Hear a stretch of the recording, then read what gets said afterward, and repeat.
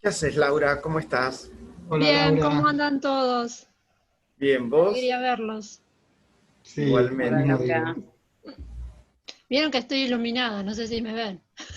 Casi Me da la luz Sí, en la cara. todo el luz. Perdón, estamos en vivo. Ahí ¿Qué estamos. Muy tal? bien, ¿Están buenas todos? tardes, vamos a comenzar. Soy Marcelo Alegre, director del Instituto Gioja de la Facultad de Derecho de la Universidad de Buenos Aires. Este es nuestro seminario permanente de investigadores y es un gran placer hoy presentarles al profesor Javier Echaide, que es doctor de la Universidad de Buenos Aires, investigador del Instituto y del CONICET, que nos va a hablar durante unos 15 a 20 minutos de efectividad de los derechos humanos y sociales en jaque, arbitrajes de inversiones en el marco del COVID-19. Y luego de esos 15 o 20 minutos vamos a pasar directamente al comentario de nuestra colega Leticia Vita y luego vamos a abrir el diálogo. Javier, muchas gracias. Adelante. Muchas gracias, Marcelo. Antes de empezar, en 2 segundos, no quería dejar de desaprovechar la oportunidad, teniéndolo a Marcelo y a Luciana conectados en esta llamada, para agradecer la solidaridad que en su momento me manifestaron hacia mí y otras personas afectadas por las escuchas ilegales, ¿sí? Por el espionaje ilegal realizado por el gobierno anterior, sobre académicos y sobre investigadores del instituto, ¿sí? Y en mi caso particular, que nos presentamos como querellantes en el juicio que es al respecto, así que quería aprovechar esta oportunidad, ya que los tengo ambos conectados, como para agradecer su solidaridad y compromiso. La verdad que no, se han portado muy bien y es el momento, digamos, y hay que destacarlo cuando estas cosas lamentables pasan, que haya gente que se juega. Así que les agradecemos. Bien, dicho esto, arrancamos con la presentación. Yo tengo acá un PowerPoint, así que voy a compartir pantalla. La idea es más o menos ofrecer un bosquejo, un esquema de los avances de investigación que estamos haciendo, ¿sí? En el marco de lo que es la investigación en la Facultad de Derecho de la Universidad de Buenos Aires y en el marco de investigaciones en CONICET. Y también, más que nada, o sea, jugar un poco con las últimas novedades sobre cuestiones que en el marco de la pandemia global parece que se están moviendo. Y esto tiene que ver con los arbitrajes de inversiones. O sea, mi área de investigación, o sea, es dentro del derecho internacional público, pero sobre todo cruzar, y esto también ha sido el trabajo de mi tesis doctoral, o sea, cruzar los derechos humanos con el arbitraje de inversión, especialmente en el caso del agua potable y saneamiento. Acá nos abrimos un poco, no vamos a estar hablando específicamente del agua potable, pero sí vamos a estar hablando del marco de la pandemia y cómo los arbitrajes en materia de inversión pueden estar afectando derechos humanos, derechos sociales, en tanto se hace una disputa por los recursos disponibles de financiamiento del Estado. Y en esta situación bastante particular, bueno, ahí hay temas que me parece que hace falta prestar atención, ¿sí? Entonces, sí, ahí estamos. Lo primero que quería arrancar es con una frase de Thomas Paine. Thomas Paine es un liberal clásico, estuvo en la independencia de los Estados Unidos, él era británico y estuvo en favor de las colonias, es uno de los padres fundadores que llaman los norteamericanos, y una frase que tiene él es que los derechos que dependen de la propiedad son los más precarios. Esta cosa, digamos, que menciona Paine en la frase me hizo ruido la primera vez que la vi y sobre todo me parece que me hace ruido la cuestión de la dependencia, más que nada. O sea, cuando algo depende de lo otro, hay una discusión muy fuerte respecto del costo de los derechos, que en el paper que yo, o sea, es un paper borrador que yo ofrecí para los colegas, los y las colegas, para poner en discusión, hay un párrafo específico que tiene que ver con esta cuestión de la dependencia, que es cierto que hay recursos limitados, pero en tanto los derechos dependen de los recursos, y si los recursos son cada vez más limitados, entonces vamos a estar hablando indefectiblemente de menos derechos, y ahí hay un problema. Entonces, esta cuestión de la dependencia de recursos por parte de los derechos es algo que siempre me da preocupación. Hay un problema de arranque, y esto tiene que ver con el problema de la desigualdad, ¿sí? Nosotros estamos hablando en este marco de situación. O sea, hay una pirámide de concentración de riqueza, generalmente, o sea, distribuida en muy pocas manos, pero socialmente generada a escala global. Esto es un cuadro publicado del último informe del Credit Suisse, que hace anualmente reporte sobre el estado de la riqueza en el mundo, ¿sí? Y ahí lo que estamos viendo es que el 0,9% de la población global es la que concentra el prácticamente 44% de la riqueza socialmente generada, ¿sí? Ahí estamos viendo, digamos, cómo es que se concentra esa riqueza socialmente generada. Después lo que tenemos es otra cuestión que desde los 70 por lo menos para acá, y sobre todo desde los 90, tiene que ver con, siempre estamos hablando de crecimiento, ¿sí? Y el PBI refleja un poco eso del crecimiento en el marco de los países, pero no todo el mundo crece igual.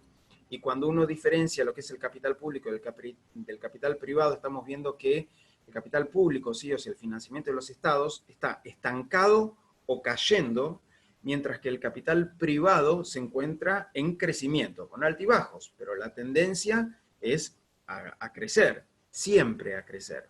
Y en ese sentido, la brecha desde los 70 para acá, vemos que se ha ampliado bastante, ¿sí? Entre lo que es el financiamiento, o sea, la acumulación de riqueza que ha tenido el capital público y el capital privado, cómo se ha disparado, ¿sí?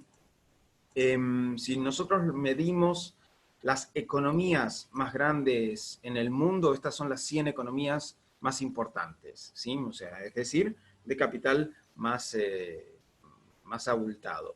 De esas 100 economías, el 40%, que son las que están pintadas de amarillo, son empresas privadas. O sea, prácticamente ahí estamos hablando de casos, para hablar de casos que nos tocan de cerca. Walmart, que es una de las transnacionales más importantes del mundo, tiene, entre comillas, ¿no? Esto hay que agarrarlo así, pero tiene un capital, un PBI, entrecomillado, ¿sí? Más grande que la República Argentina. O sea, cuando uno habla en términos jurídicos de que se sienta de igual a igual y que se negocian tratados internacionales, y uno adopta la idea del contrato, ¿sí? La figura del contrato, que es natural del derecho de negociación y de firma entre iguales. Los tratados internacionales se firman en esos términos entre estados, pero los poderes que están atrás y que no son los que firman, ¿sí? Los que acuerdan ese contrato, muchas veces tienen un poder económico y también político de igual a igual, o incluso a veces mayor que los estados firmantes. Entonces acá, ahí donde ciertas situaciones jurídicas no necesariamente reflejan la realidad. Nos montamos en ciertas ficciones jurídicas y defendemos esas ficciones jurídicas como si eso fuera lo que pasa, y a veces lo que pasa está bastante distanciado de lo que jurídicamente intentamos defender. Y la idea, digamos, es que las brechas no se amplíen, ¿sí? Sino que se traten de minimizar, de hacerlo lo más cortas posible. En ese sentido, ya estábamos viendo que capital privado y capital público, ¿sí? Se empezaban a distanciar. O sea, mientras el capital privado en las últimas décadas aumenta, el capital público disminuye. Y en ese sentido hay una cuestión. Ahora, ¿cómo es que esto se produce más allá de los hechos? Porque acá hay una cuestión jurídica también. Y esa cuestión jurídica es que el Estado protege al capital privado. Y el Estado lo hace en virtud de generar garantías que muchas veces afectan a sectores sociales mayoritarios, ¿sí? Y que son sectores sociales, o sea, de las distintas clases sociales existentes en cualquier país, y que muchas veces cuando vemos que los beneficios se concentran en la primera pirámide que veíamos al inicio, las pérdidas generalmente se socializan. Bueno, esta protección que los estados dan al capital privado son las que les permiten a ese capital privado transnacionalizarse, o sea, salir hacia afuera y competir en el mercado global, ¿sí? En términos de inversión. Esto se hace mediante los tratados bilaterales de inversión, ¿sí? Estos tratados que se firman bilateralmente, ¿sí? Entre ambos estados, ¿sí? Entre dos estados, en las cuales se protegen recíprocamente las inversiones privadas provenientes del otro estado, ¿sí? Provenientes del extranjero. Una empresa de un estado, si se quiere mudar a otro, quiere abrir una filial en el otro estado, va a estar en ese otro estado protegida por este tratado bilateral de inversiones. Y lo mismo pasa con una empresa que quiere invertir en el extranjero. Bien, esa inversión va a estar protegida y las remesas que va a enviar de regreso a su casa matriz van a ser los beneficios de esa inversión protegida del otro lado, ¿sí? Esto es lo que ocurre con el caso de los TBI. Los TBI no son nuevos. El primero se firmó entre Alemania y Pakistán en 1959, ¿sí? Pero hay un incremento importantísimo, y no es casual, en la década de los 90. El marco de época es importante: la caída del muro de Berlín, la implosión de la Unión Soviética, el fin de la Guerra Fría. Esto hizo que este marco de políticas dentro del neoliberalismo económico se plasmara en ciertos esquemas jurídicos. Los tratados bilaterales de inversión son parte de eso, y eso se ve precisamente en la cantidad de TBIs que se firmaron. O sea, siguen creciendo, pero no crecen en la misma medida. La gran diferencia se dio en esa década, precisamente en ese marco, ¿sí? Quiero hacer una cuestión con un argumento muy fuerte, que siempre se dice que estos tratados son necesarios porque garantizan la inversión y eso favorece el clima de inversiones. Entonces, si hay más tratados de inversión, debería haber más inversiones que provienen del extranjero. Veamos qué pasa con el caso argentino. Argentina, ¿por qué el caso argentino? No solamente porque nosotros estemos en Argentina, sino porque además es uno de los países que más TBI tiene firmados y ratificados en la región, ¿sí? O sea, el 82% de los TBI que tenemos nosotros están vigentes, ¿sí? Se han terminado 3 tratados bilaterales de inversión, y fueron terminados uno, el TBI con Chile, porque fue reemplazado por un tratado de libre comercio firmado recientemente.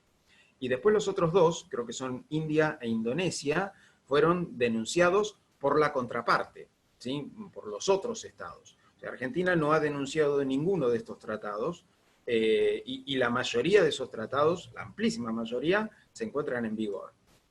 Acá vemos cómo se fueron firmando estos tratados, ¿sí? El primero se firmó en el año 90, y después cómo vino la seguidilla. O sea, la mayoría, como podemos ver, se firmaron durante la presidencia de Carlos Menem y durante la de Fernando de la Rúa. Después tenemos, durante el kirchnerismo, un bache en donde no se firmaron nuevos tratados de inversión, ¿sí? Pero tampoco se denunciaron, como decíamos recién. O sea, Argentina nunca salió del esquema. Los últimos 3 que se firmaron no están vigentes, se firmaron durante el gobierno anterior de Mauricio Macri, pero vemos que la cantidad de tratados bilaterales de inversión no tiene necesariamente una correlación respecto de la cantidad de inversiones que ingresaron al país. Es esa línea morada que vemos en el gráfico.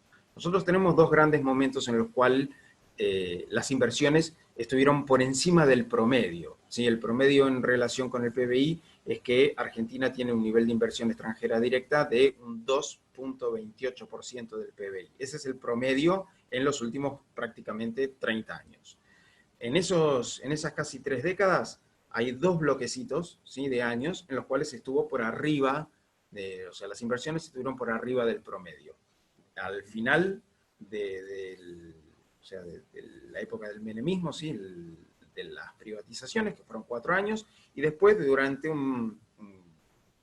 la época del los superávit gemelos, ¿sí? Y el crecimiento a tasas chinas, que se decía, entre comillas, durante el kirchnerismo, que es casualmente también una época en donde no se firmaron nuevos tratados bilaterales de inversión, ¿sí?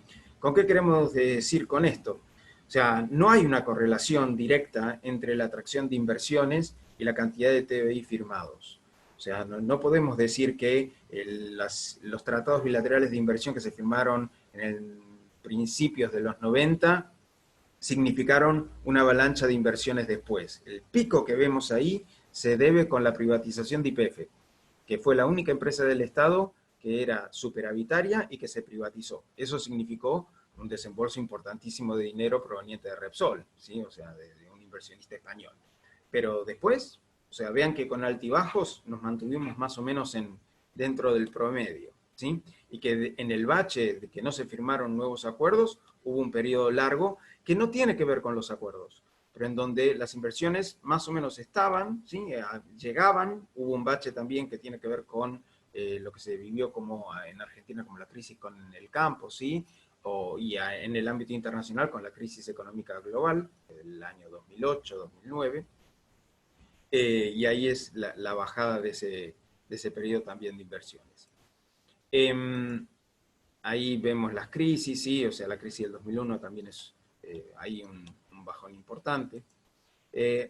Acá lo que vemos es la correlación entre inversiones y pobreza, porque otro argumento importante también tiene que ver con que las inversiones van a ayudar al crecimiento, van a ayudar al desarrollo y por ende a reducir la pobreza. Eso no se dice, o sea, no se prueba en los hechos, ¿sí? O sea, si bien nosotros nos mantenemos en un nivel de inversión más o menos estable, ese 2 y pico %, los niveles de pobreza fueron y vinieron, ¿sí? O sea, aumentaron, bajaron, volvieron a aumentar, o sea, no tiene que ver con el tema de inversiones.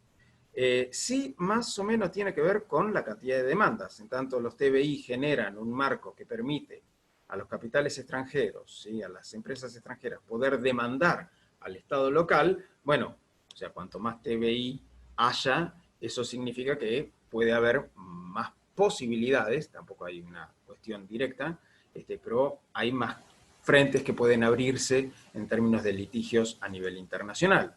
Si nosotros queremos medir distribución de riqueza, ¿sí? PIB per cápita, inversiones y pobreza, vemos que las curvas dicen informaciones totalmente diferentes, ¿sí? O sea, no hay correlaciones que puedan decir que esto garantiza crecimiento, empleo, desarrollo, o sea, que son los argumentos con los cuales históricamente se han firmado este tipo de tratados bilaterales de protección de inversiones, ¿sí? Y lo que veíamos con el tema de crecimiento, ¿sí? O sea, el PBI y los niveles de pobreza también han ido de manera diferente. No quiero explicar mucho este tipo de cuadros porque no, o sea, no me voy a detener demasiado en el tiempo, ¿sí? Bien, resolución de casos. En el sistema, acá tiene que ver el sistema de arbitraje, ¿sí? Y hay distintos foros de arbitraje, pero hay uno principalmente que concentra, o sea, mucho más que la mitad de los arbitrajes planteados en materia de inversiones, y es el CIADI, el Centro Internacional de Arreglo de Diferencias Relativas a Inversiones del Banco Mundial, ¿sí? Concentra enormemente la mayor cantidad de demandas a nivel internacional. Muchísimos países son miembros del CIADI, ¿sí? Argentina es miembro del CIADI desde el año 94, o sea, el CIADI se originó en el 65, pero la mayoría de los países latinoamericanos no ingresaron al CIADI en un inicio, o sea, entraron en el marco de la década de los 90, todos. De esos, salvo Brasil, ¿sí? Esta es la gran excepción. Brasil nunca quiso entrar. Esa falta de ingresos, ¿sí? Que se demoró unos 20 años, unos 30 años, es conocido históricamente como el no de Tokio, ¿sí? Brasil nunca entró, y de los países que entraron en América Latina, 3 se salieron, que fueron los casos de Venezuela, Bolivia y Ecuador. La mayoría de las demandas que se plantean en el CIADI están basadas en los TBI.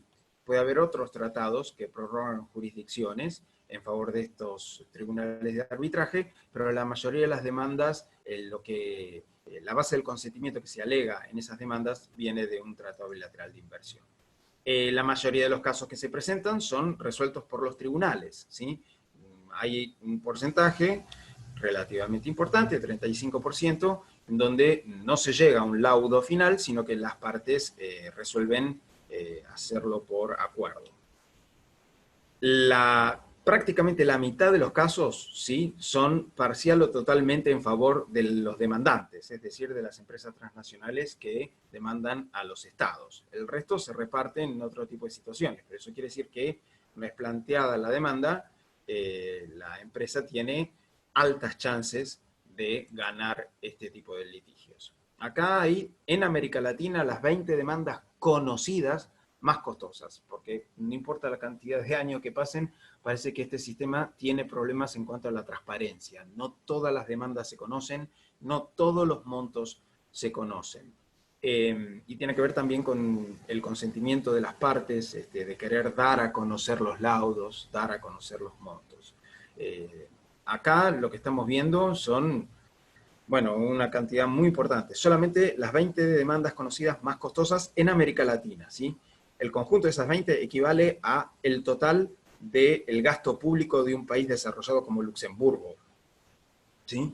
Y acá hay algunos casos conocidos en contra de la Argentina, tanto sea en laudos como en arreglos, ¿sí? El caso de Repsol, por ejemplo, fue resuelto mediante una negociación. No se llegó a un laudo final, pero había sido una demanda que Repsol había presentado, ¿sí? Hay otros también conocidos, Abaclat, que es el caso de los bonistas italianos en contra de la Argentina, también hay, ¿dónde estás? Que no lo veo, el caso de Vivendi, por ejemplo, está en la última fila, que es un caso contra la República Argentina en cuanto a distribución de agua potable y saneamiento.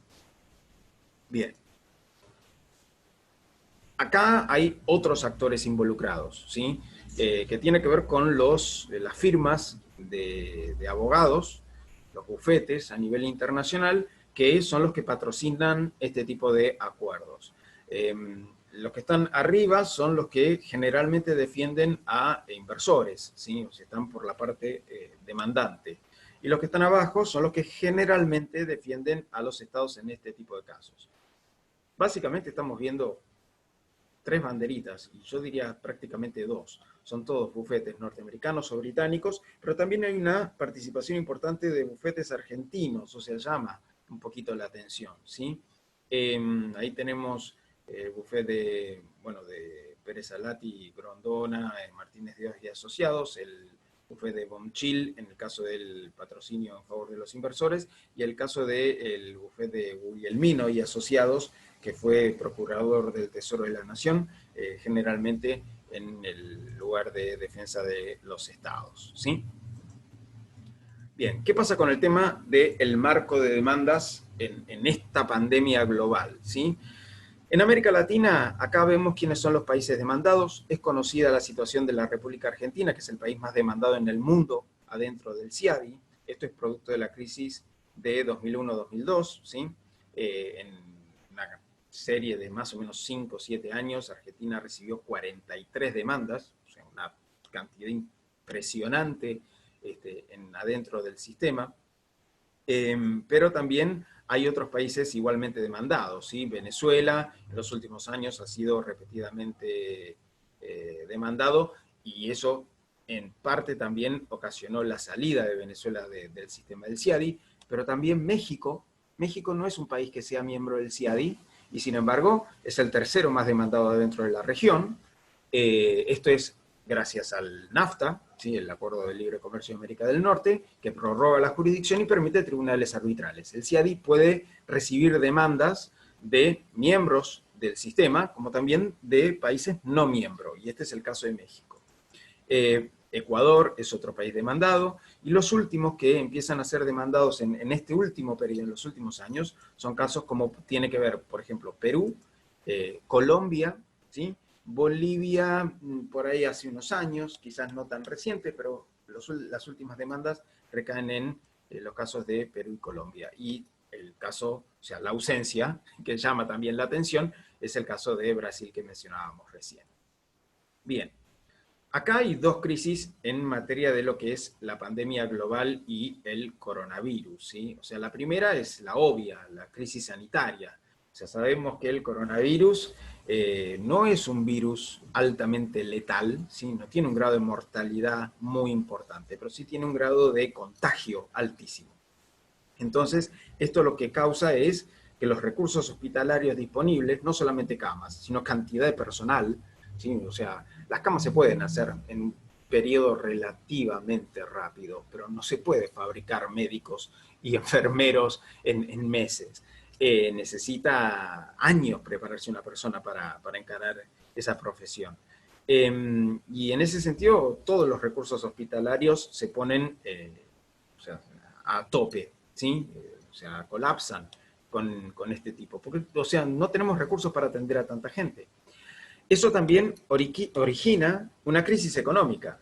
O sea, no solamente o sea, básicamente por dos cuestiones. O sea, una persona fallecida no trabaja.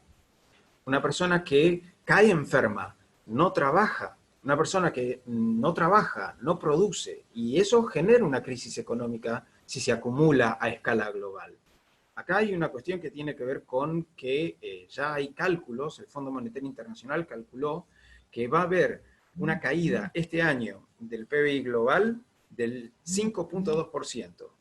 Entonces, acá estamos hablando de que todos los países van a recibir el impacto de esta crisis económica originada por el coronavirus, ¿sí? Ahí vemos, o sea, en la primera columna, según el Fondo Monetario, que es el último dato, en junio, todas las economías para este año van a estar en caída. Argentina va a tener, el dato de Argentina es reconocido en la ley de presupuesto, ¿eh? Una caída, o sea, en negativo, la tasa de crecimiento del PBI de menos 12%. El único país que va a quedar con una tasa de crecimiento positiva va a ser China. En la CEPAL, bueno, lo tiene al mes de abril el cálculo, pero también, o sea, todos los datos en la región negativo. Entonces acá básicamente hay tres preguntas que me salen a mí. Primero, ¿cómo va a impactar?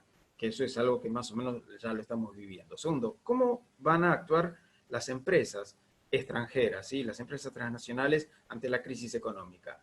¿Y cómo van a actuar los juzgados, ¿sí? Acá yo lo que quiero mostrar es un gráfico que muestra una cierta periodicidad, que después de cada crisis que se ha vivido a nivel internacional, ha habido siempre un aumento de demandas en el sistema de inversiones. Este último año, en los primeros 6 meses, ya se han presentado 40 demandas nuevas, ¿sí? O sea, y es la crisis. Bueno, el pronóstico es que se va a incrementar esta presentación de demandas dentro del sistema de arbitraje. Los países más demandados en estos 6 meses han sido Colombia y Perú, en 5 casos para cada uno de ellos, ¿sí? 5 demandas diferentes. Apurando un poco, acá ya hay algunas amenazas, ¿sí? Por parte de empresas que por las medidas que los distintos gobiernos han tomado en materia de la pandemia global, bueno, ya hay amenazas adentro del sistema de arbitraje. Lo ha recibido Panamá, Bolivia, México, Perú, Argentina, ¿sí? Acá compartimos con Perú el tema de la liberación por parte de los peajes que no se cobraron durante la primera parte de la cuarentena. Lo mismo pasó en Perú y ya hay algunas amenazas de demandas arbitrales por eso. Colombia, Honduras, Paraguay, de vuelta a Argentina con todo lo que tiene que ver con congelamiento de tarifas por servicios públicos, incluyendo el agua potable y saneamiento, que es primera medida, lavarse las manos para evitar el contagio de COVID. Bueno, los prestatarios privados a nivel internacional parece que están amenazando con plantear reclamos en el sistema de arbitraje. Otros países en América Latina y más allá, ¿sí? España, pero también hay muchísimos otros países en donde vieron, y ahí ya termino, cierres de negocios, ¿sí? Por distintas medidas en Alemania, Israel, Canadá, Estados Unidos, Reino Unido, Australia, Italia, Irlanda, España de vuelta, ¿sí? Otros países. O sea, la cantidad de amenazas en cuanto al marco del COVID es importante, ¿sí? Y acá, o sea, la cuestión de Argentina también hay que tenerla en cuenta. ¿Por qué? Porque uno diría en términos jurídicos, bueno, pero esta es una situación excepcional, o sea, el caso fortuito, el estado de necesidad sobre todo, que es un argumento fuerte. Bueno, Argentina, a raíz del 2001, planteó en 14 oportunidades el estado de necesidad como argumento, y de las 14 oportunidades en donde Argentina lo planteó, fue rechazado en 11. Habrá que ver si las cuestiones que tienen que ver con el planteo del argumento del estado de necesidad en el marco del COVID tiene eco, porque hasta ahora, no importa la crisis, no ha sido así. Y bueno, este es el marco de estos momentos. Entonces, va a haber un aumento de demandas por AIS 10, que es el arbitraje inversor-Estado, como se lo conoce con esas siglas. Esto profundizará la crisis, ¿sí?, implicando una transferencia de recursos de manos públicas a manos privadas. Hay un pedido por moratoria, ¿sí?, de suspensión de demandas. Esto aparentemente hasta ahora no está teniendo demasiado acatamiento. Puede haber una aceleración de las reformas que ya están en debate desde hace varios años. Yo soy bastante pesimista con esto, y obviamente va a haber un aumento de las críticas, pero también una falta de financiamiento para sostener en esta cuestión de los derechos, ¿sí?, los derechos humanos y los derechos sociales, sobre todo en el momento en donde más se los necesita. Así que nada, básicamente acá me parece que hay una cuestión que tiene que ver con el incremento de las desigualdades y cómo se plantean en términos sistémicos, ¿sí?, ya no simplemente con la lectura de casos o tratados concretos, cómo se plantean la dinámica sistémica para atender este tipo de situaciones. Así que les agradezco muchísimo el espacio y estoy atento a los comentarios. Muchas gracias, Javier. Y bueno, tomo la iniciativa para iniciar el debate. He preparado un comentario, te agradezco mucho por haberme propuesto realizarlo. Y también invito a quienes participan aquí por el Zoom que utilicen el chat por ahí para ir avisándonos quienes quieren hacer preguntas, así cuando terminamos el comentario vamos siguiendo un orden, ¿sí? Bueno, primero que nada te quiero felicitar, Javier, como siempre tu exposición invita a aprender, invita a reflexionar y además, bueno, siempre se aprende mucho. Yo voy a hacer comentarios que tienen que ver seguramente más con el texto escrito que circulaste, que es este borrador para paper, que bueno, tiene muchísimo potencial y por eso mis comentarios, algunos más críticos, van a ir a apuntar a la potenciación de tu argumento en ese texto. Es un texto que creo que está clarísima la relevancia que tiene por muchos motivos, pero principalmente dos, ¿no? Su actualidad en el contexto de pandemia, pero además también es un tema absolutamente relevante para la Argentina por toda la información que vos presentaste. Mi primer comentario tiene que ver con el diálogo del paper respecto de la tesis del costo de los derechos, ¿no? Desde el inicio vos citás a Thomas Paine y en tu mismo título, ¿no?, aparece esta conexión del costo de los derechos con la dependencia, ¿no?, de los recursos, esta preocupación inicial que vos manifestaste, ¿no? Y este diálogo es sin duda un gran acierto, creo que existe un gran hiato entre muchas miradas que se hacen desde el derecho fiscal, tributario, de inversiones, etcétera, y los derechos humanos, ¿no? Sin embargo, creo que por ahí se podrían afinar algunos aspectos que tienen que ver con ese diálogo en relación a esta referencia a los derechos fundamentales y sociales, ¿no? En particular por ahí desde el título, yo entiendo la idea hacia dónde apunta justamente esta conexión, pero tal vez está fundamentado, ¿no?, que ese sostenimiento de los derechos requiere el compromiso económico del Estado, pero también es el costo de todos los derechos, ¿no? Vos en particular los decís, pero por ahí en este borrador, en este paper, sería interesante resaltar que si bien es para todos los derechos, bueno, estamos hablando, no sé si de sociales, pero tal vez de salud, de acceso al agua, porque son derechos que en particular en este contexto de pandemia toman cierta relevancia o visibilidad, ¿no? Por eso tal vez haría cierta mención e incluiría algunas referencias respecto de la crítica que la doctrina jurídica recientemente, o ya un tiempo, realiza a esta caracterización de generaciones de derechos, ¿no? Vos en la introducción del paper hablás de esta referencia a las generaciones de derechos. Bueno, está bastante discutido, ¿no?, que va en contra de los principios de invisibilidad, interdependencia de los derechos humanos, bueno, vos bien conocés. y mismo desde el punto de vista histórico, ¿no? Porque esta idea de que el derecho va evolucionando y sumando más derechos subjetivos en realidad esconde una concepción teleológica donde el derecho internacional siempre evoluciona hacia algo mejor, y donde la voz es la voz que triunfa, ¿no? La voz de los vencedores, la voz que se convierte en derecho positivo, ¿no? En síntesis, si bien el objetivo central del trabajo es hablar de esta vinculación con los tratados de inversiones y la desfinanciación o desfinanciamiento de los derechos, perdón, yo creo que potenciaría tu argumento centrar la discusión hablando de todos los derechos fundamentales en general y en todo caso mencionar algunos casos concretos, ¿no? Como salud, agua, que surge de tu propio trabajo, ¿no? Ese sería un primer comentario por ahí para afinar un poco ese diálogo que vos iniciás muy bien en el trabajo. Un segundo tema que me gustaría traerte también a colación respecto del trabajo es el que mencionás respecto de las burocracias jurídicas, ¿no? Y esas relaciones de interés, ¿no? Y citándote, vos decís, los actores intervinientes se concentran en un número muy reducido, ¿no? El 51% del total de los casos del CIADI son resueltos por 15 árbitros, ¿no? Y a su vez las firmas, como vos demostraste en la presentación, son muy pocas, ¿no? Y el rol de las firmas argentinas, ¿no? Entonces, me parecía, por un lado, al leerlo, ¿no? Me recordaba, ¿no? La relevancia de este ámbito de investigación para las profesiones jurídicas en general y de perfiles, ¿no? En nuestro instituto, tanto Nancy Cardinó como Laura Clérico han sido pioneras, ¿no? En este estudio sobre los perfiles de jueces, los perfiles en el foro contencioso administrativo, pero en otros también.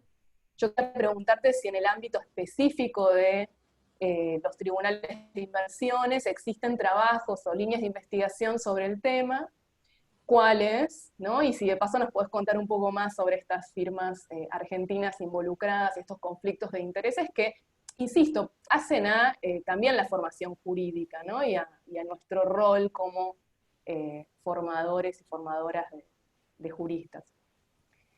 Y el tercer comentario tiene que ver con el argumento de los derechos humanos, ¿no? En los tribunales en el contexto de pandemia. Y me preguntaba, bueno, ¿por qué no pesa este argumento, ¿no? De los derechos humanos en las sentencias? Debe haber muchísimos motivos y seguramente nos podrás ampliar los tuyos. Seguramente el perfil, ¿no? Y las trayectorias de estos juristas que circulan por ahí también tienen que ver, pero desde la perspectiva de la democracia y del rol de la sociedad civil, me parecía muy interesante, muy relevante este argumento sobre esta especie de blindaje frente a la opinión pública, ¿no? Como son temas que no están en la opinión pública con frecuencia, ¿no? Entonces, ¿no? Esta cita que vos cito de tu trabajo, decís, si los actos de corrupción son entendidos de manera sencilla como escuelas que no se construyen, ¿por qué no estas demandas masivas provenientes del sector privado no son vistas como un ataque a la posibilidad de robustecer el sistema sanitario, ¿no? Y entonces mi pregunta es, ¿cuál es el rol de la sociedad civil en estos planteos? ¿Qué peso tienen las organizaciones de la sociedad civil? Bueno, vos participás en algunas de ellas. Bueno, ¿cómo se articulan? ¿Cómo se puede pensar una articulación mayor desde la sociedad civil? ¿Es la pandemia una oportunidad por ahí para traccionar esta visibilidad? Y en un momento decís, bueno, que hay algunas voces que reclaman esta moratoria. Bueno, te preguntaría cuáles son esas voces, ¿no? Por ahí algunas referencias a este rol de la sociedad civil me parecería muy, muy interesante. Y por último, mi último comentario, y abrimos el juego al resto del público, tenía que ver si preguntarte si habías considerado incluir también en las referencias y en este borrador de paper, en este trabajo, la referencia a lo que ha visto o ha venido trabajando la economía feminista, ¿no? Y en concreto, yo lo pensaba desde una doble entrada. Por un lado, las mujeres sentando un colectivo especialmente perjudicado por muchos de estos casos planteados, ¿no? Y bueno, como lo han trabajado colegas tuyas que conocés, como Patricia Laterra, ¿no? En el libro editado por Luciana Giotto, sobre los 25 años de tratados de libre comercio, ¿no? En particular cómo estos tratados tienen un efecto específico sobre el colectivo de las mujeres, ¿no? Entonces, cómo se podría pensar también esa referencia y qué relevante, ¿no? Que también en un campo de investigación donde no se suele incluir esta mirada, bueno, se la pueda traer.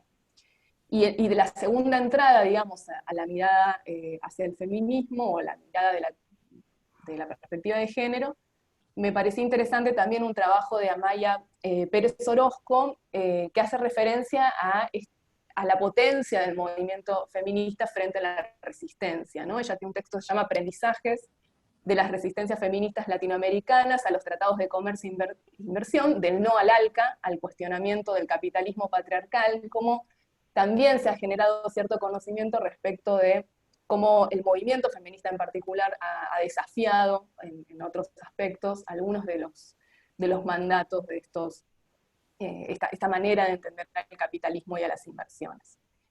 Así que bueno, fundamentalmente en esos 4 puntos se concentran mis comentarios, y no sé si querés contestar primero esto y dejamos tiempo para que en el chat nos indiquen quienes quieren después tomar la palabra. Sí, dale. Sí, la idea, digamos, es, o sea, yo con esta presentación tuve 2 ideas. Primero, no reiterarme demasiado con el trabajo de la tesis doctoral.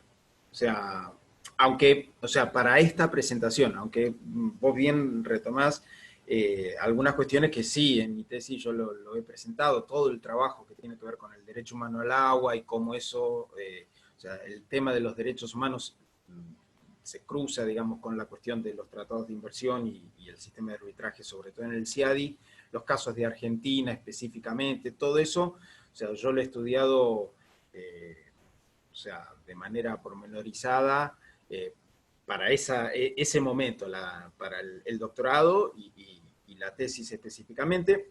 Obviamente, digamos, la idea sería retomar eso y darle continuidad más que nada con la actual situación. Me preocupa mucho la actual situación. ¿Por qué?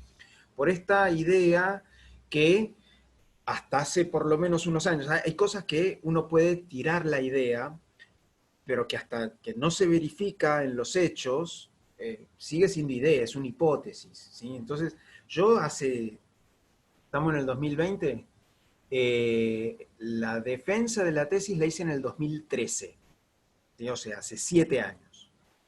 Mi tesis se publicó recién en 2018. O sea, se dejó estar 4 añitos esperando, ahí, macerando, como se diría. Pero del 2013 que yo defendí la tesis hasta hoy, yo en aquel momento decía que yo tenía una hipótesis, no para ese doctorado, pero que se podía llegar a arriesgar que las crisis incrementaban las demandas. Pero eso había pasado 2 veces. En la gripe asiática, en el 97, que fue cuando el sistema se activó, porque antes de eso, antes del 97, la cantidad de demandas que recibía el CIEDI por año era 1 o 2 demandas por año en el mundo. O sea, absolutísimamente marginal. Ahora, después del 97 empezaron a recibirse más. Y después de la crisis argentina, de 2001-2002, hubo otro incremento más. O sea, el tema es que los incrementos, o sea, no son picos, o sea, se van para arriba, o sea, nunca bajan después de eso. Pero era el caso argentino, entonces podía reducirse solamente a una situación coyuntural de un país, de una región, ¿entendés? Después, bueno, en el 2013, 2012, que yo estaba terminando la tesis, era reciente el tema de la crisis económica del 2008, 2009. Entonces, ahí había un incremento de demandas, pero no se estaba terminando de ver, y todavía no había pasado lo de la crisis de España, que iba a ser del 2014, por ahí que España también iba a recibir 10 demandas en un año. Pero yo ya en ese momento decía que después de cada crisis había un coletazo, digamos, como una oleada de la cual después no bajaban las demandas. O sea, pero eso era una hipótesis. Pasó casi 10 años, ¿sí? 8 años de eso. Y ahora eso ya pasó 4 veces, 4 o 5 veces. Y va a pasar de vuelta. O sea, lo que estamos diciendo, y que no soy el único, o sea, ya lo que se está empezando a percibir, por lo menos de voces especializadas, es que la crisis a raíz de la pandemia global va a ser un escenario en el cual va a haber un aumento de demandas. Entonces, ya no es una hipótesis, ¿sí? O sea, ya está corroborado que con cada crisis hay más demandas. El tema es, si las empresas transnacionales, ¿sí? Esta cuestión del derecho individual respecto del derecho colectivo, o sea, ahí están los derechos sociales involucrados, ¿sí? O sea, si el bienestar general se pone en tensión y tenemos que discutir el bienestar general para defender el bienestar individual de un demandante, estamos fritos. Porque estamos, o sea, poniendo al revés todas las cosas que estudiamos en la facultad. O sea, que frente a un interés individual y un interés general, prima el interés general sobre el individual, y eso lo dicen todos los libros de derecho. Pero no lo estamos constatando en los hechos. Y no es que pasó una vez, está pasando 4 o 5 veces en los últimos 20 años, y a cataratas. Entonces, esa es mi principal preocupación. Así que eso como para atender el primer punto. Que por supuesto, digamos, la idea es retomar esa cuestión. La idea de la cuestión de las burocracias legales. Hay un estudio que es muy bueno, que ya tiene unos añitos, que lo hizo el Transnational Institute, el TNI. Hay no es colega, porque no es abogada ella, pero es una conocida, una amiga, que es Cecilia Olivet, es una investigadora uruguaya radicada en Holanda ya hace un par de décadas. Hizo un trabajo muy bueno sobre precisamente las burocracias legales. O sea, y burocracias tanto del lado del bufete de abogados involucrados en el arbitraje de inversión, como del lado de los árbitros. O sea, quiénes son los árbitros que generalmente participan, o que más participan. De ahí está esta cuestión de que el 51% de las demandas se concentran en 15 cabezas. O sea, los tribunales del CIADI funcionan en tríos, ¿sí? Pero esos tríos se van repitiendo con modificaciones, y si vos atendés, hay un grupo de 15 que atendió la mitad más uno de las demandas globales. Entonces, y uno puede citar árbitros de cualquier lado. O sea, la lista de árbitros, no te digo que es ilimitada, pero es muy amplia, ¿sí? Y de hecho, en nuestra facultad hay árbitros, y ha habido árbitros que han atendido estas cuestiones, ¿sí? Pero los que más veces son citados y más veces son llamados, sea por los estados o sea por las empresas, se reduce un grupo de 15 personas, ¿sí? Mezclándolo con las cuestiones de género, las mujeres no son mayoría, te comento, ¿sí? Yo igualmente soy bastante crítico respecto de las cuestiones de género en ese aspecto, y la cuestión de las nacionalidades, ¿sí?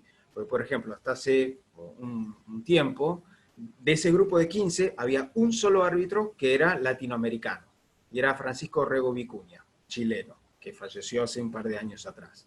No era la visión más progresista de todas adentro de este sistema, pero era chileno. Entonces, esta visión de que porque el árbitro va a ser latinoamericano, va a tener cierta visión a favor de América Latina, me parece que no se condice mucho, no se verifica necesariamente, y lo mismo podría pasar con otro tipo de cuestiones, como por ejemplo la visión de género. O sea, que el hecho de que el árbitro sea mujer puede llegar a... Brigitte Stern es la árbitro más nombrada por los estados, y la cuestión de género en ella no se la ha visto, y es mujer. Gabrielle Kaufmann-Köhler también, o sea, es una de las 15, junto con Brigitte Stern, mujer también, árbitro suiza, ella más citada por el lado de las empresas, pero la cuestión de género con Kaufmann-Köhler no lo vas a ver, pero ni por asomo. Entonces ahí yo soy un poco crítico. Sí está la cuestión de género en cuanto a los impactos.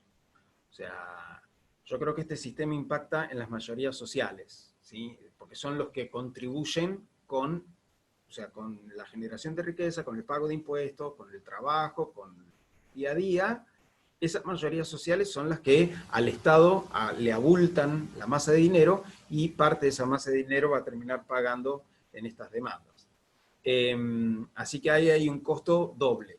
¿De dónde van esos impuestos? Que tiene que ver con el costo de los derechos, pero también con un tema de que hay una desfinanciación con esto de el pase, digamos, el pase de recursos, la transferencia de recursos. Los estados, o sea, lo veíamos en el primer gráfico, o sea, los estados son cada vez más pobres y los capitales privados son cada vez más ricos. Hay una transferencia de recursos que no se lee en el artículo 17 del TBI entre Argentina y X país. No lo ves ahí, lo ves en el funcionamiento sistémico. O sea, lo ves en los resultados, lo ves en las tendencias.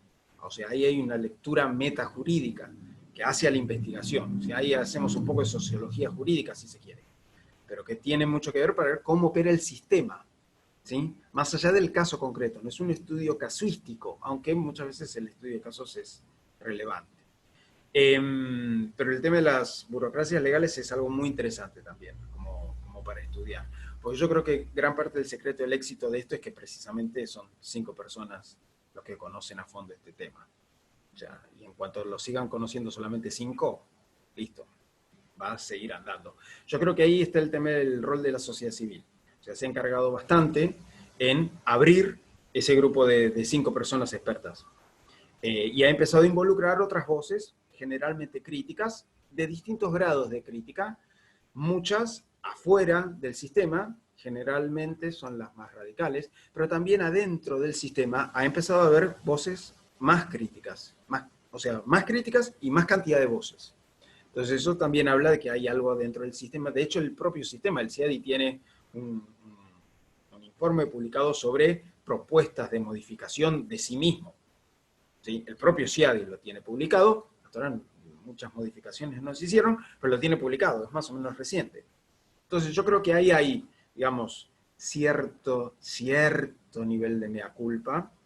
Yo creo que no llega muy a fondo ese nivel de mea culpa, porque toca demasiados intereses. Pero sí me parece que el rol de la sociedad civil tiene que ser muy activo, ha empezado a estar más activo, pero ahí hay una cuestión que también se da con las desigualdades. La mayoría de las ONG y la mayoría del sector académico principalmente involucrado con este tipo de análisis es de Europa o es de Estados Unidos. O sea, ahí hay brechas. Esta cuestión de las brechas no se da solamente en términos económicos de riqueza, también se da en que generalmente no hay sociedades, ONG o movimientos u organizaciones de la sociedad civil en el sur global tan enterados, tan involucrados, y son generalmente los más afectados. Los países más demandados son los del sur. Entonces, nos estamos sumando quizás un poco tarde. Afortunadamente, hay algunos ámbitos de la academia, este espacio, por ejemplo, en el cual podemos llegar a discutir estas cosas. Yo creo que es muy saludable. ¿Por qué? Primero, o sea, por 3 cuestiones, y con esto termino. Primero, porque me parece que hay una cuestión de defensa del interés nacional, si se quiere. Hay que formar abogados, buenos abogados, que sepan defender y defender cada vez mejor en el rol del Estado, ¿sí? Para formar una burocracia que no sea especializada solamente en cuestiones que también hay un fenómeno, que cambian de bonete, ¿sí? O sea, van rotando entre lo que es la defensa de un lugar, o sea, del Estado, pasar a ser patrocinante de una empresa y después pasar a ser árbitro, se ve bastante eso. Entonces ahí hay intereses cruzados. Recientemente se armó un observatorio sobre inversiones en la facultad, ¿sí? En la Facultad de Derecho de la UBA. Es muy interesante el observatorio. En una de las actividades, Vinuesa, que es un árbitro, ¿sí? Raúl Vinuesa tiró una frase bastante interesante respecto de que es necesario hacer una autocrítica de los propios arbitrajes, o sea, de los propios árbitros. Y que o sea, él decía, tenemos que empezar a escribir más autocríticamente, ¿sí? Y dejar de perder el miedo de que si escribimos algo, perdemos arbitrajes. ¿Qué está diciendo? O sea, es muy interesante que lo diga él, que él es una voz autorizada de adentro. Entonces, hay algo con el sistema que no está funcionando bien. Y ya no son las voces más radicales de afuera los que detectan que eso está pasando, son los que están adentro que están detectando eso. Entonces, pero me parece que todavía hay una parte de este sur global, ¿sí? Sobre todo de América Latina, que hay campo por arar, ¿sí? Me parece que está bueno, digamos, hacer este tipo de actividades como para pelotear un poco ideas, incentivar la investigación científica en el ámbito jurídico, que no es mucho, y nada. O sea, Te sumo una pregunta por acá por el Zoom y tenemos alguna también en Facebook. Federico de Facio. Hola, gracias Leti. Gracias, Javier, por la exposición y Leti por los comentarios. Tenía una pregunta corta para entender un poco sobre el funcionamiento de los tribunales arbitrales.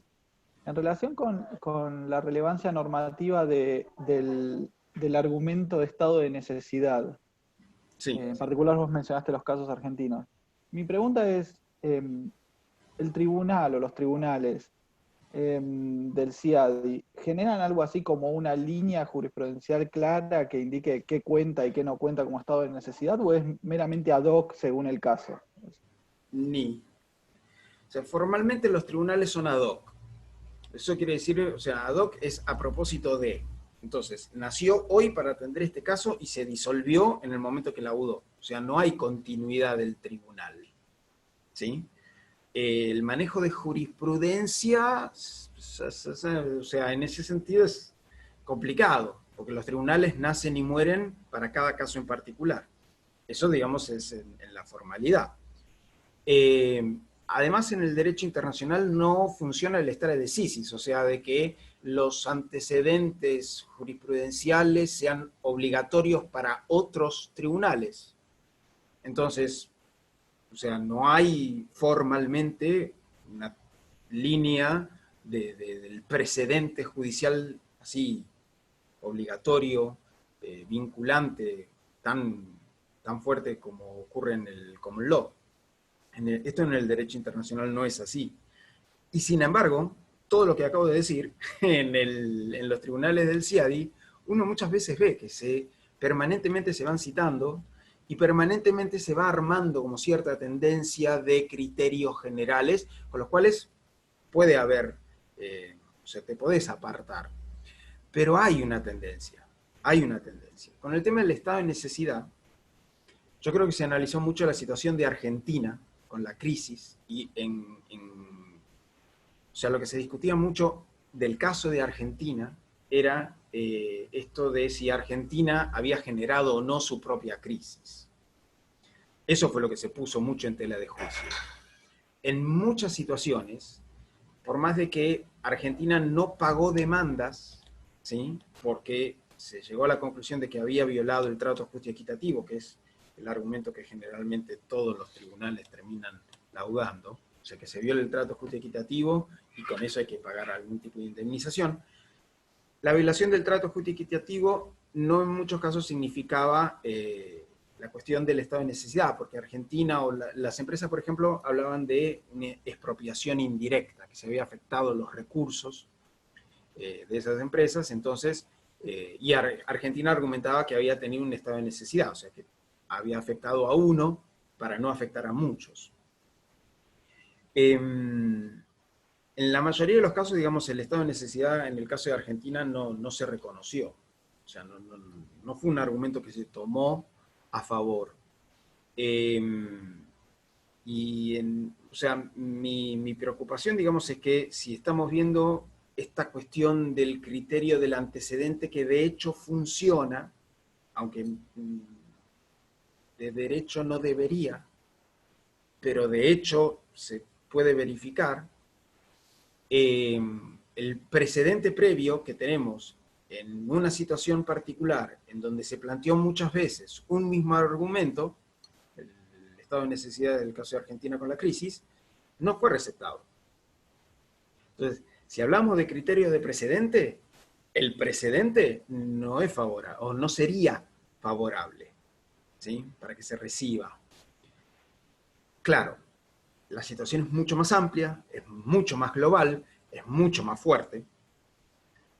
O sea, en la época de la crisis de Argentina no se hablaba de una moratoria para la Argentina, para que no se presentaran demandas en contra del Estado en el momento de la crisis más importante de la historia de ese país. Pero ahora sí se está hablando de esta moratoria. No sé, se está hablando de que van a haber demandas, entonces mucha moratoria, pero en los dichos, pero en los hechos yo no sé si eso se va a ver. Y en las defensas yo creo que muchos países van a querer presentar el tema del estado de necesidad. Pero el estado de necesidad no es una regla adentro del derecho internacional, opera más como una excepción. Y eso es una excepción que en el ámbito del CIADI si funcionó, funcionó muy excepcionalmente, o sea, en muy contados casos. Entonces, o sea, sería un escándalo, creo yo. O sea, que nuevamente sería una situación en donde ya una enorme cantidad de estados presenten este argumento sea ampliamente rechazado en un escenario en donde, qué sé yo, la coyuntura... O sea, a mí no se me ocurriría hacer una demanda contra un hospital en medio de una pandemia por cuestiones que tienen que ver con el hospital. O sea, la demanda individual la voy a hacer. Ahora, ¿el juez qué va a decir? O sea, cualquier abogado más o menos, o sea, avispado diría, no, esto es un tema de estado de necesidad, caso fortuito, o sea, no vas a llegar ni a la esquina con esta demanda. Bueno, no sé, ¿eh? Y tenemos 3 preguntas más y si te parece bien las juntamos a las 3 y después contestás para lo que nos queda de tiempo. Nahuel, Julieta y después Laura Clérico, que me avisó por privado. Así que adelante las preguntas y después las podés responder juntas. Gracias, Leti. Gracias, Javi. Súper interesante y estimulante la conversación. Yo tengo 2 preguntas / comentarios que piensan en la clave de, creo que lo que es el eje de tu paper, que es qué hay de nuevo o cómo puede llegar a cambiar el sistema de ISDS a partir del COVID-19. La gran pregunta que te haces es, bueno, ¿qué va a pasar con todo esto, ¿no? Y yo creo que ahí hay como una intuición que tiene que ver con si esto va a ser un cambio cuantitativo o cualitativo sobre el sistema, porque uno podría decir esto es simplemente una mancha más al tigre, lo que pasa es que va a ser una mancha grande, pero es una mancha más, o si va a haber algo que va a cambiar. Y mis 2 comentarios e intuiciones para pensar a contrapelo van en sentido contrario a lo que creo que son tus intuiciones, respecto de por qué creo que esto va... no voy a decir que va a ser menos grave ni que va a ser menos terrible, pero sí que hay elementos que me hacen matizar algunas de tus intuiciones respecto de lo que puede llegar a pasar. El primero tiene que ver con la discusión de estado de necesidad que recién tenían con Fede. Mi sensación, después de leer blogs de derecho internacional y comentarios en los últimos meses, es que hay un cierto consenso en ese colegio invisible de internacionalistas de que claramente hay en este caso un estado de necesidad. Y cosa que no pasó ni con el caso argentino ni con el caso... Y la razón lógica para que esto pase tiene que ver con que las demandas podrían ir en los 2 sentidos, ¿no? Las mismas medidas que tomó Argentina, que tomó Perú, que tomó los estados latinoamericanos que vos mencionabas, también las tomaron los estados del norte. Entonces, si aparece un árbitro diciendo que acá no hay estado de necesidad, tampoco hay allá, y eso, digamos, incluso con un sentido de geopolítica o realpolitico, como quieras llamarlo, parecería contraintuitivo. Y la otra intuición que va contra la sensación de que esto pueda llegar a explotar y generar una bola de casos sin precedentes, tiene que ver con lo que vos decís sobre el chilling effect. Y mi sensación es que en este caso no hubo chilling effect. A ningún estado o pocos, no sé, habría que pensarlo un poco más, pero mi sensación es que los estados tomaron las medidas que tuvieron que tomar para proteger la salud de la ciudadanía, o no, pero por otras razones, pero nadie estuvo pensando en no voy no sé, tomar tal medida porque después me viene un caso CIADI. Mi sensación es que, sobre todo, incluso por una cuestión de tiempos, ¿no? El gobierno que está hoy toma la medida y bueno, si el caso llega a un arbitraje, va a llegar dentro de 6, 8, 10 años, qué sé yo, que se arregle. Entonces el chilling effect tampoco me parece que haya sido un gran factor con respecto al COVID. Esos son mis comentarios. Gracias. Julieta, ¿quieres sumar tu pregunta ahora? Dale. Sí, gracias Leti, gracias Javier, gracias Leti. Javier, la exposición estuvo muy, muy interesante, también aprovecho y te agradezco todas las orientaciones que me has dado en privado en relación a estos temas en el marco del Tratado de Libre Comercio Unión Europea-Mercosur, que lo venimos trabajando con algunos y algunas laboralistas. Entonces, digamos, mis preguntas son, digamos, más globales, no tanto sobre la coyuntura COVID-19, pero digamos, tengo dos preguntas para hacerte. En primer lugar, digamos, ¿cuáles son las dinámicas de estas denuncias en términos de que entiendo que la denuncia al CIADI es una de las velocidades, o sea, es un juego de doble velocidad. La denuncia al CIADI lo hace el inversor al Estado, pero el Estado no va al CIADI a demandar, no puede llevar al inversor al CIADI, sino que esas demandas son por jurisdicción interna. Entonces, por ahí un comentario acerca de esta contraposición entre los dos procedimientos y cuál es tu opinión en relación a las atribuciones de responsabilidad, ¿no? En materia de derechos sociales, principalmente. Y en segundo lugar, el tema de cómo ves vos la adopción de un tratado vinculante, un instrumento vinculante, esta idea que está macerando en el Grupo de Trabajo de Naciones Unidas sobre derechos humanos y empresas transnacionales, y puntualmente esas dos preguntas, y finalmente, como para reaccionar a tu comentario que me interpeló sobre las cuestiones de género y las mujeres que son árbitros, bueno, yo creo que no tenemos que pensar, ¿no?, que necesariamente que sea mujer la va a ser feminista o sensible a esas cuestiones, del mismo modo que a los que se les dice progresistas en términos de clase, tampoco eso los hace feministas, ¿no? Entonces, digamos, ahí hay como por ahí una doble moral que le ponemos, una exigencia extra que le ponemos a las mujeres que no necesariamente tendríamos que sostenerla, ¿no? Pero bueno, nada, como para interpelarte un poco en ese punto, y muchas gracias nuevamente. Laura Clérico. Bueno, gracias Javier por la exposición, Leti, y a las compañeras y compañeros que me precedieron y formularon una pregunta. Yo tal vez me quisiera focalizar en un tema que ya hablamos, Javier, pero creo que es importante que quede grabado en todo caso en este diálogo, que es en relación a la falta, o sea, mi tesis es radical. Yo creo que el sistema del CIADI es incompatible con el sistema de los derechos humanos actualmente. ¿Por qué? Por dos argumentos. El primer argumento, los y las afectadas concretas no tienen posibilidad ni jurídica ni fáctica de participación directa. Es decir, no es parte. Aquella persona que no tiene acceso al agua porque el Estado, entre comillas, teme fijarle un precio razonable al agua por el temor a ser demandado en el CIADI por incumplimiento de las obligaciones contractuales que los vincula con la empresa privatizadora, y el afectado concreto son las personas que viven en los asentamientos populares. Esos son los afectados. Bueno, esas personas no tienen acceso directo, no pueden hacer escucharse su voz directamente, ¿no? Es decir, bueno, en todo caso a través de esta forma de amicus curia que vemos en los últimos tiempos, pero esto es algo bastante reciente, y en todo caso depende de la buena voluntad de las y los árbitros que quieran tomar en cuenta esas voces. Entonces el primer argumento es dinamitador, es decir, hace explotar el sistema.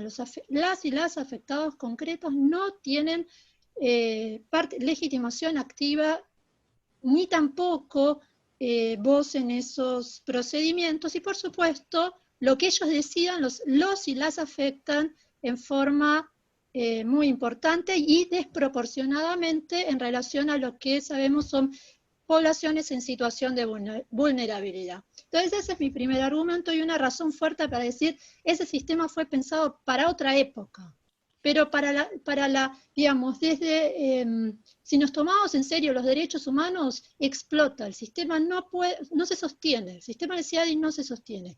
El segundo argumento es más interno y hace a la misma imparcialidad del sistema, porque aquellos que en algún momento fueron abogadas o abogados defensores de empresas pueden sin problemas, ¿no?, y sin límite temporal, así lo entiendo, ser en algún momento árbitro o árbitra.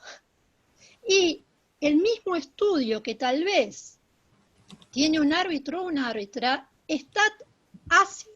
en algún proceso parecido, ha defendido a una empresa multinacional o transnacional o como la querramos llamar. Entonces, esos son dos argumentos muy fuertes no, el sistema del CIADI no es imparcial. Y el tercer punto es que ahí solo eligen los miembros del tribunal arbitral, el Estado, el CIADI, ¿no? Y la empresa transnacional. No, en esa lógica. La empresa transnacional, por supuesto, quiere la protección de su inversión. El Estado quiere, digamos, supuestamente, pensemos, quiere está defendiendo ahí el interés público. Ahora, el sistema del CIADI fue generado para protección de la inversión, con lo cual el juez o la jueza o el árbitro, si mal no entiendo, que va a elegirse dentro del propio CIADI, en algún sentido ya tiene un sesgo. Entonces, a mi entender, son 3 argumentos fuertes, y puedo seguir hablando de otros tantos más argumentos para decir, ese sistema, si hoy tomamos en serio la protección internacional de los derechos humanos, no se sostiene. Tal vez por eso, cada vez, o sea, como vos decís, hay muchas voces críticas en contra del CIADI, o en contra de este sistema de arbitraje desde los derechos humanos, aunque no siempre se escuchan justamente en los estados que son los más afectados por el sistema de arbitraje. Tal vez, como nota a pie de página, dejo como, para aquellos que quieran seguir leyendo, el informe de la Comisión Interamericana del año 2019 sobre empresas y derechos humanos, y justo uno de los capítulos o apartados que trabaja, digamos, como yo diría, como las nuevas amenazas, no, las nuevas no, porque no son tan nuevas, pero que por lo menos visibiliza este problema del sistema de arbitraje internacional y de la disparidad en cuanto a la distribución del poder hacia adentro de ese sistema y de ese sistema hacia afuera. Ahí tenemos algo, y también por supuesto lo que dijo Julieta Lobato en el ámbito de Naciones Unidas, y también hay que reconocer que hay algunas organizaciones de derechos humanos del sur global que son muy activas también en estos temas, como de justicia, el CELS. Hay una tucumana también que creo que también es bastante activa, y seguramente me estoy olvidando de algunas otras que, bueno, pido disculpas por adelantado. Pero esa sería mi tesis radical, y quiero saber tu opinión, Javier. O sea, mi tesis radical es, no se sostiene el sistema. O no se debería, no hay buenos argumentos para seguirlo sosteniendo desde una posición que tome en serio la protección internacional de los derechos humanos. Gracias.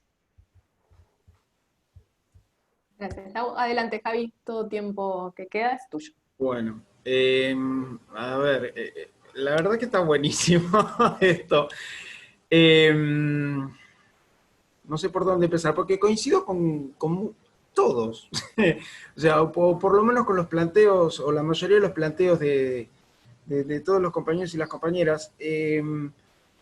Primero, o sea, yo arranco con Laura, porque me parece que lo dijo al pasar recién, y no quiero que quede al pasar. Con Laura en alguna oportunidad lo hemos hablado, casualmente lo hemos hablado en Alemania, pero en esa oportunidad, con ella, y yo tuve el honor y la posibilidad de poder estar en el Max Planck ahí en Heidelberg, en donde, nada, me abrieron las puertas, y ahí se planteó un tema muy interesante en cuanto a la discusión del sistema de protección de inversiones y los derechos humanos, y que los derechos humanos parecían ser un argumento pro Estado, o sea, porque uno lo sostenía, ¿sí? Y en ese momento yo salí al cruce, me acuerdo, diciendo, el argumento de defensa de los derechos humanos no es un argumento pro Estado. Cualquier abogado o abogada litigante en derechos humanos sabe que el demandante, o sea, que el demandado es el Estado precisamente. O sea, los derechos humanos no son un argumento pro Estado. Ahora, los derechos humanos son un argumento antiabuso, que es otra cuestión. Y me parece que eso es algo que hay que tener en cuenta, porque es cierto, y yo coincido con Laura, de que un sistema internacional y un sistema legal internacional que realmente tome en serio la protección de los derechos humanos, o sea, estas alarmas que suenan por todos lados en cuanto al CIADI y los arbitrajes internacionales en materia de inversión ya tendrían que haber sonado hacía demasiado tiempo.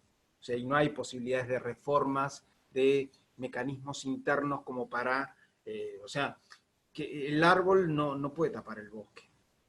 O sea, me parece que ya es hora de empezar a ver el bosque.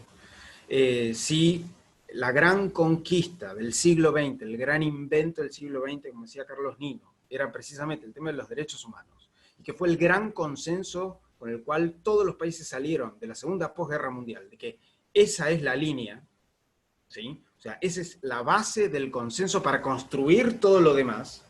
Después le podemos a eso poner nombres jurídicos rimbombantes, que son obligaciones erga omnes, que está la discusión de si es o no ius cogens, y le podemos dar muchísimos debates. Pero la base del consenso de la Segunda Guerra Mundial, o sea, de la salida de eso, fue eso. O sea, la Declaración Universal. Y después de la Declaración Universal, todo lo que vino después en materia de derechos humanos. Ahora, cuando lo vemos acá, nos empezamos a acordar que el tema de los derechos humanos está hace bastante tiempo relegado con estas cuestiones. Es como que quedó, no es la parte más dinámica en este momento, en el ámbito del sistema internacional.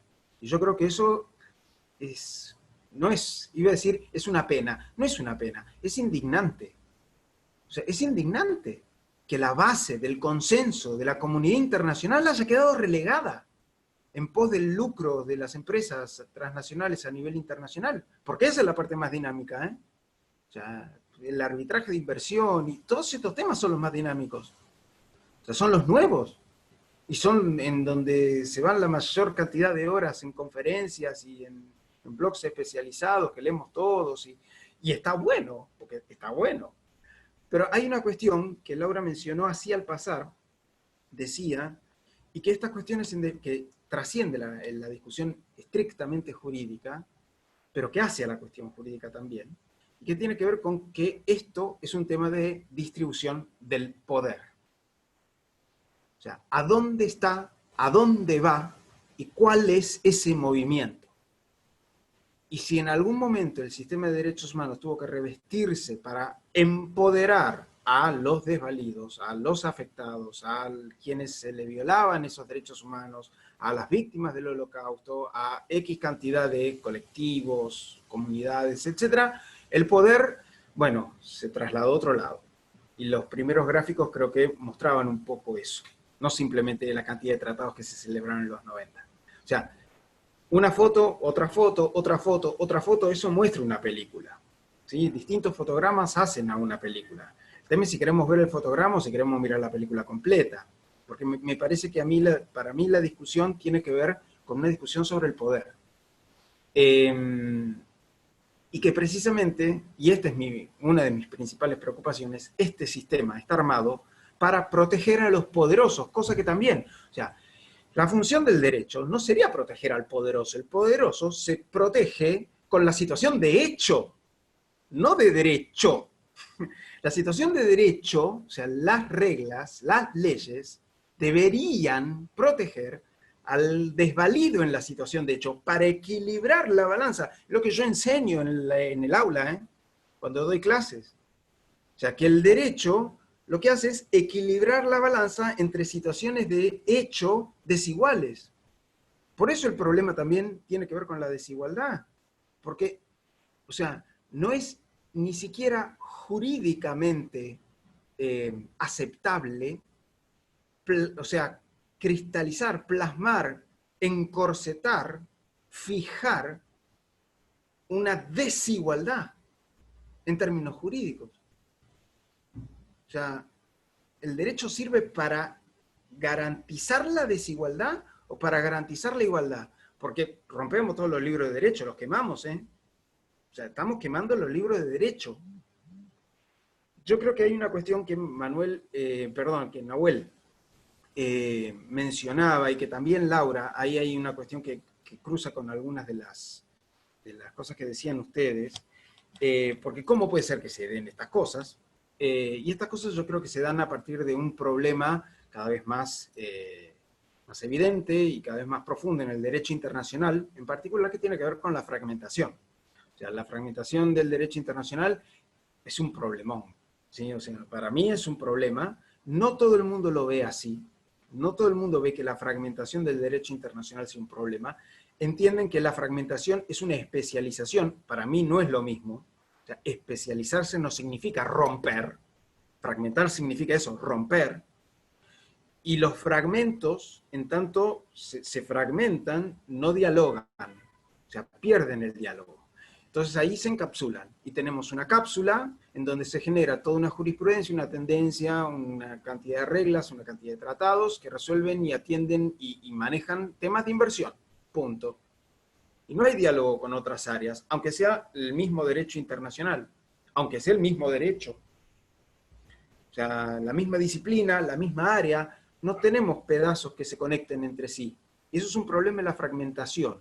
Ahí a mí me gusta mucho Martí Koskenniemi, que tiene un informe muy bueno que la Comisión de Derecho Internacional publicó en el año 2005, si no recuerdo, sobre fragmentación del derecho internacional, y Koskenniemi lo pone. O sea, la fragmentación es un problema. O sea, estoy ultra resumiendo. Pero no todo el mundo lo ve así. Y estuvo muy bueno que la Comisión de Derecho Internacional publicara y aceptara y aprobara ese informe. Porque era momento de decirlo. 2005. Nada, qué sé yo. En algún momento hay que decirlo, que la fragmentación es un problema, porque si no, no estamos siquiera coincidiendo en los diagnósticos y es muy difícil intentar resolver los problemas si por lo menos no nos ponemos de acuerdo en que algo está funcionando mal. Para atender ya, digamos, a cuestiones más puntuales, ¿sí? Arranco con Nahuel. Yo coincido con muchas de tus apreciaciones, Nahuel, no es que estemos tan lejos. A ver, respecto a la cuestión del estado de necesidad, yo creo que hay consenso, porque si no, el escándalo es mayúsculo. O sea, no por una cuestión estrictamente... O sea, acá hay una cuestión política involucrada, no simplemente una cuestión técnica. Hay una cuestión técnica, yo no digo que no. Hay una cuestión técnica. Pero el escándalo es tan grande, que el escándalo que podría producirse, podría ser tan grande, que eso sí, dinamita el sistema. Y ahí ya no le conviene ni siquiera... O sea, no le conviene a nadie. Entonces, bueno, estas cosas yo creo que no deben pasar. Y no, si no el escándalo sería mayúsculo. Así que yo creo que es posible que haya cierto consenso en cuanto al estado de necesidad para que no pase lo que pasó con la Argentina, más allá de los análisis puntuales. No está asegurado que eso pase, pero bueno, qué sé yo, no te puedo contestar lo que va a pasar el partido de fútbol de la semana que viene. Eso lo analizamos, si querés, con el diario el lunes. Pero yo puedo coincidir de que puede empezar a generarse cierto consenso. Lo que pasa es que ese consenso se está generando a raíz de nada, o sea, de la cantidad de amenazas que está empezando a haber.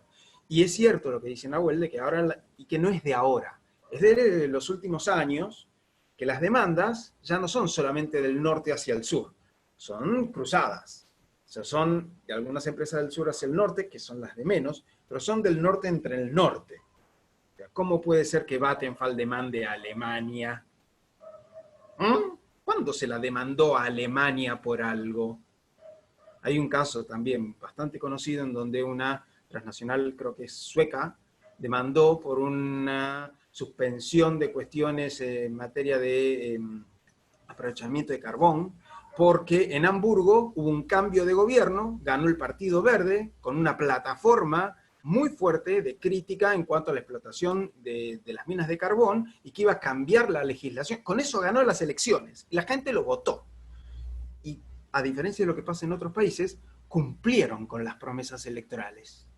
Y llevaron a cabo esa política pública, y por eso, con el amplio consenso de votos y de las mayorías sociales, fueron demandados.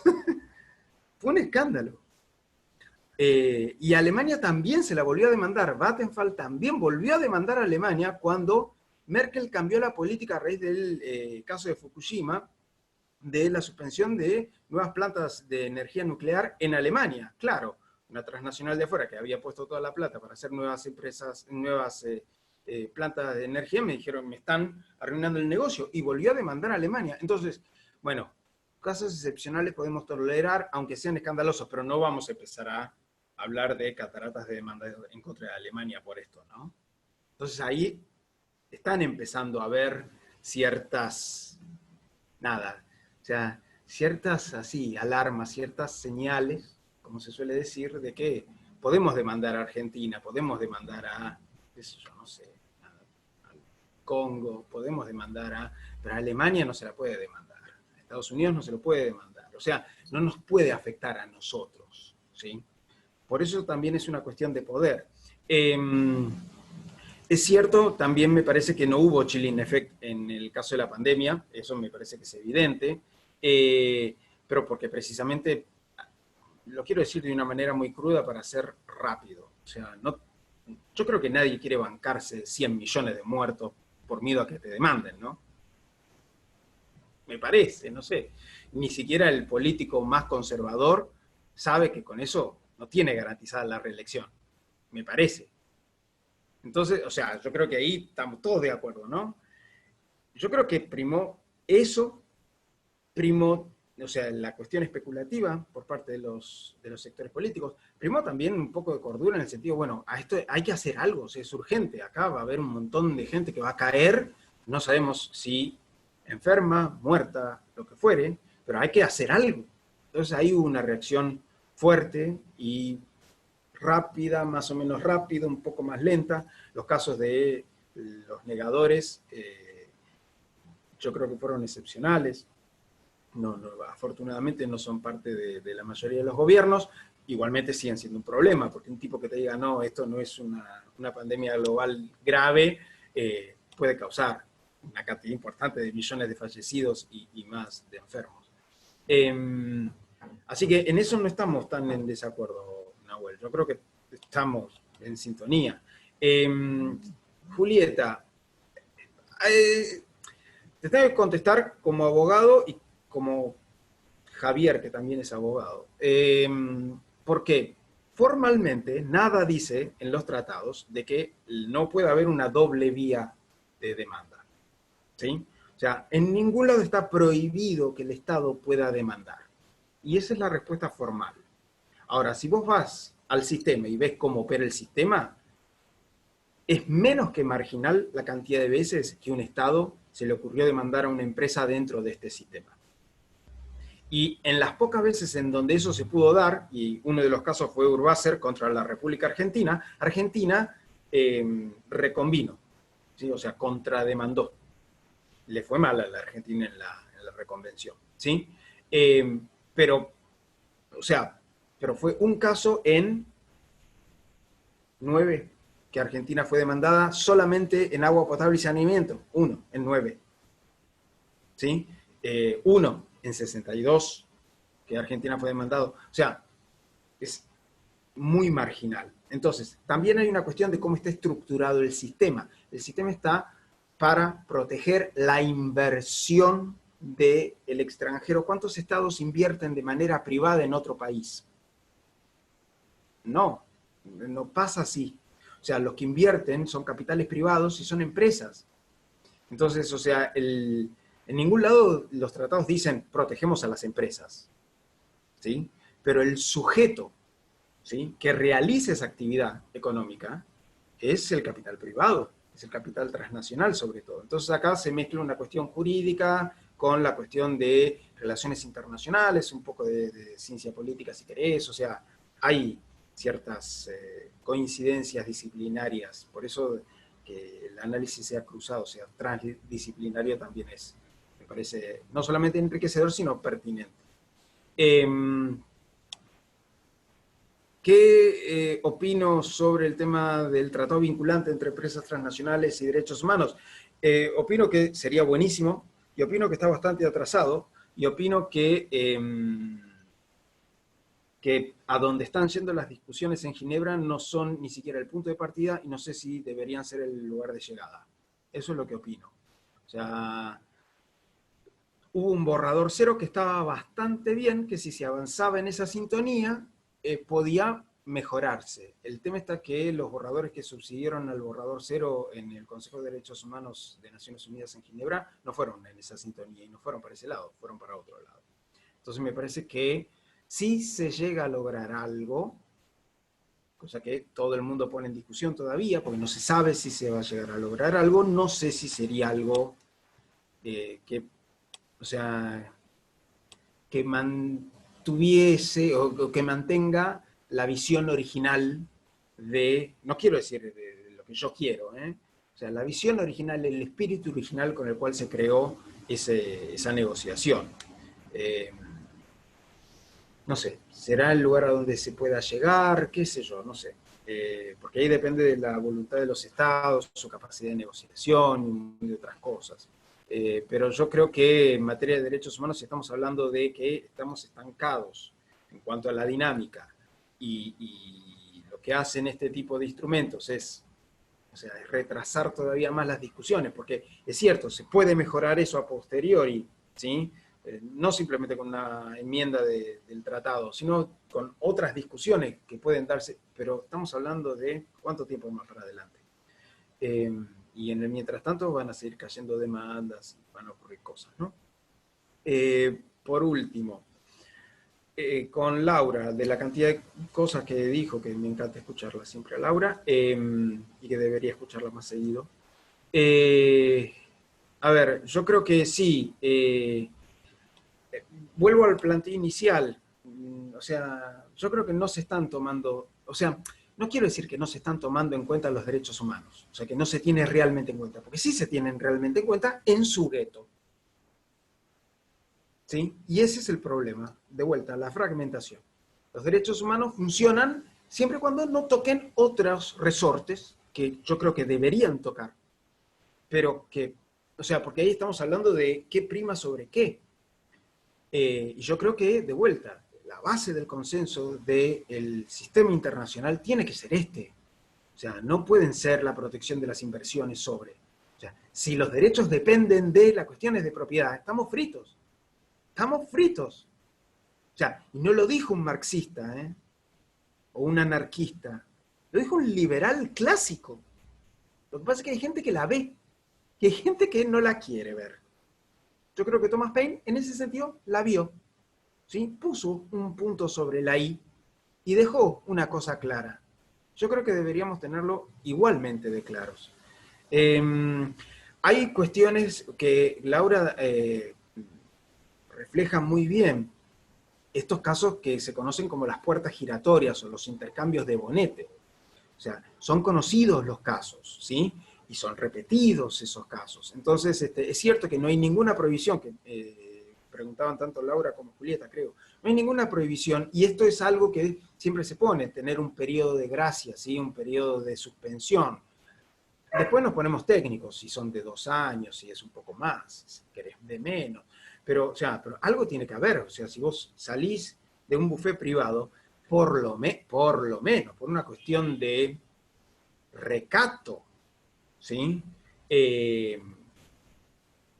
Por una cuestión ética, tener un plazo de 2 años razonable como para separar las cuentas, ¿sí? Ser prolijo, y después sí, dedicate a ser árbitro, no hay ningún problema, pero estar, o sea, paralelamente ser árbitro de un caso y ser defensor de una empresa del otro, incluso tener intereses cruzados, y que sean tus propios colegas, que están más o menos en la misma, los que juzgan para ver si te recusan o no, o sea, huele mal, hay algo que huele mal en Dinamarca, ¿no? O sea,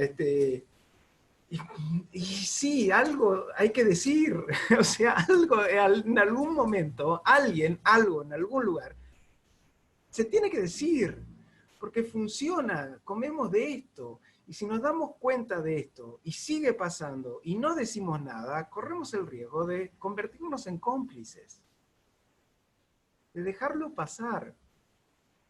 Y creo que más allá de las cuestiones que uno, no quiero ponerme en moralista, pero que no quiere dejar pasar, me parece que acá la academia juega un rol importante en términos de investigación. Y acá, de vuelta, hay un tema que más allá de estar de acuerdo, de disidencias, de lo que fuere, situaciones en las cuales se afecta la independencia de los investigadores, de la academia, de cualquier país, de cualquier universidad, que uno esté involucrado en ciertas cuestiones y que tocan ciertos lugares incómodos a ciertos resortes del poder, y por eso te mandan a investigar, yo creo que tiene que haber un consenso generalizado de que eso nunca tiene que pasar. Porque si no estamos sobre esas bases, no solamente va a seguir pasando, no podemos resolver absolutamente nada. Entonces, por eso yo creo que me congratulo, y con esto cierro, de estar en un lugar correcto, en el momento correcto, y poder decir lo poco correcto que a uno se le puede llegar a ocurrir. Aunque a veces no suene políticamente correcto. Pero nada, hay que poner, si la metáfora no es buena, pero hay que poner blanco sobre negro sobre algunas cosas, porque sobre eso se debate. Si los debates son nimios y son políticamente correctos y no decimos nada, los debates van a ser poco enriquecedores. Y tenemos que ser sinceros también con eso. O sea, los debates se enriquecen en tanto haya voces disonantes y todos juguemos de buena fe para lograr un lugar en concreto. Así se resuelven los problemas. Y creo que la investigación viene a eso. Así que les agradezco enormemente a todas y todos por estar acá. Muchas gracias, Javier. Gracias a todas y todos por estar presentes. Y no sé si Marcelo querías decir algo. Si no, ya nos encontramos. Sí. No, muy lindo debate. Gracias a todos. Gracias, Javier, Leticia, a todos. Muy, muy, muy interesante intercambio. Muchísimas gracias, Marcelo. Bueno, gracias. La Hasta verdad, la una próxima. felicidad total. Nos estamos viendo. Chao.